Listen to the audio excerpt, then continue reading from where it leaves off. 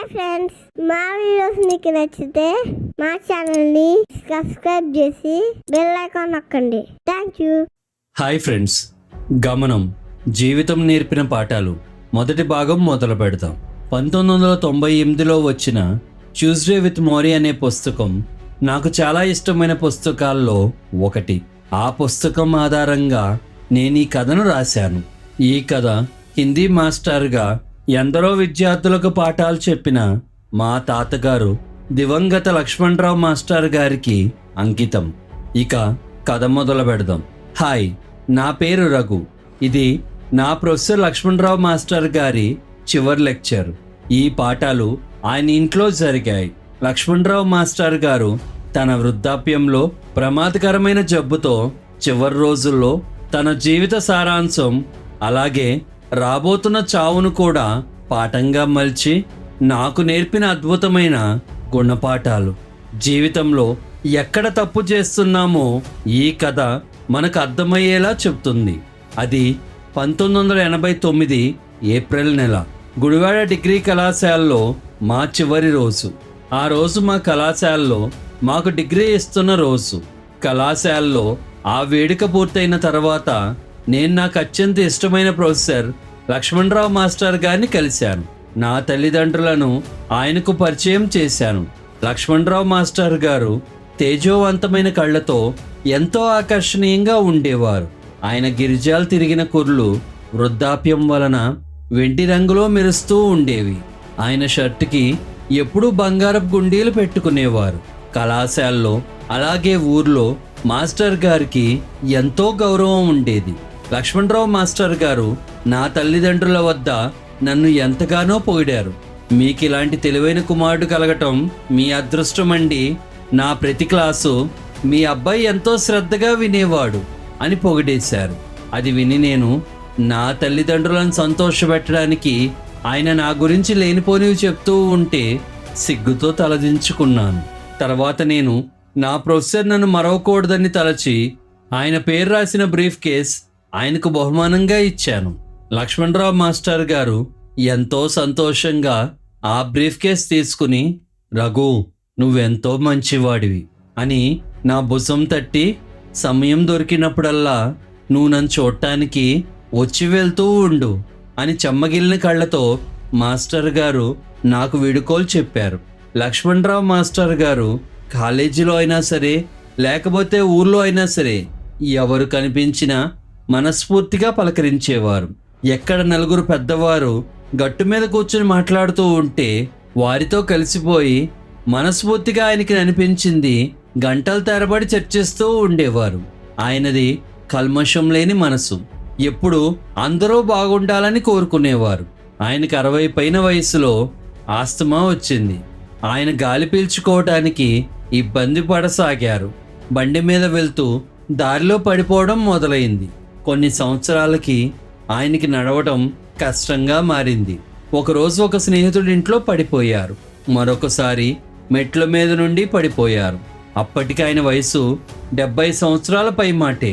అందరూ వృద్ధాప్యం వల్ల అనుకున్నారు. కానీ లక్ష్మణరావు మాస్టర్ గారికి తనలో ఏదో సమస్య ఉందని డాక్టర్లను సంప్రదించసాగారు. ఎన్నో డాక్టర్ని మార్చిన తర్వాత, ఎన్నో పరీక్షలు చేసిన తర్వాత డిసెంబర్ 2000లో లక్ష్మణరావు గారు ఆయన సతీమణి అన్నపూర్ణాదేవి గారు ఒక ప్రముఖ న్యూరాలజిస్ట్ని కలిశారు. ఆ న్యూరాలజిస్ట్ పరీక్షలన్నీ 1-2 సార్లు సరిచూసుకున్న తర్వాత లక్ష్మణరావు గారికి లాటరల్ స్క్లెరోసిస్ అనే నరాలకు సంబంధించిన వ్యాధి సంక్రమించిందని, ఆ వ్యాధికి వైద్యం లేదని డాక్టర్లు మాస్టర్ గారితో చెప్పేశారు. ఇది విన్న లక్ష్మణరావు గారు, నేను చనిపోతున్నానా అని డాక్టర్ గారిని అడిగారు. అందుకు డాక్టర్ గారు, అవును మాస్టర్ గారు, ఈ వ్యాధి ప్రాణాంతకం, ఏమీ చేయలేము అని చెప్పారు. లక్ష్మణరావు మాస్టర్ గారు అలాగే అన్నపూర్ణాదేవి గారు బరువెక్కిన గుండెలతో మౌనంగా ఉండిపోయారు. డాక్టర్ గారు ఈ వారిని ఓదారుస్తూ 2 గంటల సమయం గడిపారు. తర్వాత మాస్టర్ గారు హాస్పిటల్ నుండి ఎన్నో ఆలోచనలతో ఇబ్బంది పడుతూ ఇంటి వైపుకు పయనమయ్యారు. చుట్టూ దారిలో అందరూ ఎవరి పనిలో వారు నిమగ్నమై ఉన్నారు. బయట ప్రపంచం ఉత్సాహంగా ఉరకలేస్తూ ఉంటే లక్ష్మణరావు గారి అంతరంగం మాత్రం బరువుగా భారంగా మారిపోయిందని మాస్టర్ గారు గుర్తించారు. నా చుట్టూ ఉన్న ప్రపంచానికి నాకేమైందో తెలియదా? అందరూ వారి పనులు మానుకుని నన్ను పరామర్శించరేమిటి? ఈ ప్రపంచానికి నాకేమైనా పట్టదా అనే ఆలోచనలు ఆయన ఇంకా కృంగదీశాయి. ఆయన ఒకరోజు కారు తీశారు, కానీ బ్రేక్ వేయలేకపోయారు. ఇది ఆయన కార్ డ్రైవింగ్కి చర్మగీతం. తరచుగా కాలు జారుతున్నారని చేతికర్ర కొన్నారు. ఇది ఆయన నడకకు చర్మగీతం. ఆయనకు స్విమ్మింగ్కి వెళ్ళటం అలవాటు, కానీ జబ్బు తీవ్రత పెరగడం వలన ఆయన తమ బట్టలు తాము మార్చుకోలేక ఆయన బట్టలు మార్చి స్విమ్మింగ్ పూల్లో తెంచడానికి, తిరిగి ఈత అయిన తర్వాత బట్టలు మారవటానికి ఒక పనివాడిని పెట్టుకున్నారు. ఇది ఆయన ప్రైవసీకి చర్మగీతం. ఆయన 2001లో కాలేజీలో పాఠాలు నేర్పడానికి వచ్చారు. అంత ఓపిక లేకపోయినా ఎంతో శ్రమపడుతూ చేతికర్ర సహాయంతో నిదానంగా నడుస్తూ ఆయన క్లాసులోకి వచ్చి తన కుర్చీలో కూర్చున్నారు. ఆయనకు గత 30 సంవత్సరాల సమయం ఈ క్లాస్ రూమే ఆయన ఇల్లు లాంటిది. ఆయన ఆ సంవత్సరం వచ్చిన కొత్త స్టూడెంట్స్తో ఇలా అన్నారు: నా స్నేహితులారా, మీ అందరూ సోషల్ క్లాస్ కోసం వచ్చారు.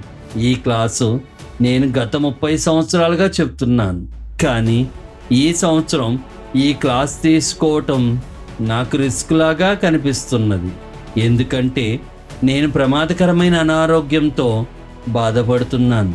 మీ సెమిస్టర్ అయ్యే వరకు నేను జీవించి ఉంటానో లేదో నాకే తెలియదు అని చిన్నగా నవ్వారు. ఇది ఆయన అనారోగ్యం అనే రహస్యానికి చర్మగీతం. లాటరల్ స్క్లిరోసిస్ చాలా ప్రమాదకరమైన జబ్బు. ఇది నిప్పు మైనాన్ని కరిగించినట్లు శరీరాన్ని పతనం చేస్తుంది. ముందుగా అది కాళ్లలో మొదలై కాళ్లలోని నరాలన్నీ చచ్చుబడిపోతాయి. కాళ్లలోని కండరాలు ఆధీనం కోల్పోయి నుంచోటానికి పట్టు కోల్పోతారు. తర్వాత నడుములో కండరాలు పట్టుకోలిపోయి కూర్చునే అదృష్టం పోతుంది. క్రమేణా మంచాన పడి చావుకు దగ్గర అవుతారు. ఈ వ్యాధి మొదలైన తర్వాత రోగి బ్రతకడానికి 5 సంవత్సరాలే ఉంటాయి. మాస్టర్ గారికి మరొక 2 సంవత్సరాల సమయం ఉందని డాక్టర్లు అంచనా వేశారు. కానీ లక్ష్మణరావు మాస్టర్ గారు తనకంత సమయం లేదని అంచనాకు వచ్చారు. ఈ పరిస్థితి సమీక్షించిన తర్వాత లక్ష్మణరావు మాస్టర్ గారు ఇలా ఆలోచించారు: నేను ఈ జబ్బుతో కుంగి కృషించిపోయి చనిపోవచ్చు, లేకపోతే నేను చనిపోయేలోపు ఉన్న సమయాన్ని సద్వినియోగించవచ్చు. చావు అనేది నేను సిగ్గుపడవలసిన విషయం కాదు. నాకు మిగిలిన సమయాన్ని సంతోషంగా ఉంటాను. నా చావుని ఒక ప్రాజెక్టుగా మలచి నా చావు అనే కరికులంలో నేను చావుకి దగ్గరైన కొద్దీ నేను అనుభవించే సంఘర్షణలు అందరికీ గుణపాఠంగా నేర్పుతాను అని నిర్ణయానికి వచ్చారు మాస్టర్. ఆ సెమిస్టర్ త్వరగా పూర్తయింది. అలాగే ప్రొఫెసర్ వాడే మాత్రల సంఖ్య కూడా పెరిగింది. ఆయనకు అప్పుడప్పుడు వచ్చి వైద్యం చేసే డాక్టర్లు ప్రతిరోజు ప్రొఫెసర్ గారి ఇంటికి వచ్చి చచ్చుబడిన కాళ్లలోని కండరాలకు రక్త సరఫరా పెంచడానికి వైద్యం చేసి వెళ్ళటం సర్వసాధారణంగా మారిపోయింది. ఆయన కాళ్ళు బిగుసుపోకుండా సరిచేయటానికి వారానికి ఒకసారి నైపుణ్యం కలిగిన మసాజ్ స్పెషలిస్ట్ ఆయన ఇంటికి వచ్చి వారి కాళ్ళ మీద పనిచేయటం మొదలుపెట్టారు. ఒకరోజు ఆయన చేతికర్ర సహాయంతో నడుస్తూ ఉంటే కాలు జారి పడిపోయారు. ఆ రోజుతో చేతికర్ర పోయి వాకర్ ఆయన సహచారి అయింది. ఆయనకు తరచుగా బాత్రూంకు వెళ్ళటం కష్టంగా మారి ప్రొఫెసర్ గారు మూత్రం మంచం వద్దనే బీకర్లో పోయటం మొదలుపెట్టారు. ఇలాంటి స్థితిలో చాలామంది సిగ్గుపడతారు, కానీ ప్రొఫెసర్ అలా ఇబ్బంది పడేవారు కాదు. ఆయన చివరి రోజుల్లో ఆయన్ని దర్శించే వారి సంఖ్య గణనీయంగా పెరిగింది. ఇలా చేరిన వారితో ప్రొఫెసర్ నవ్వుతూ చావు గురించి చర్చిస్తూ ఉండేవారు.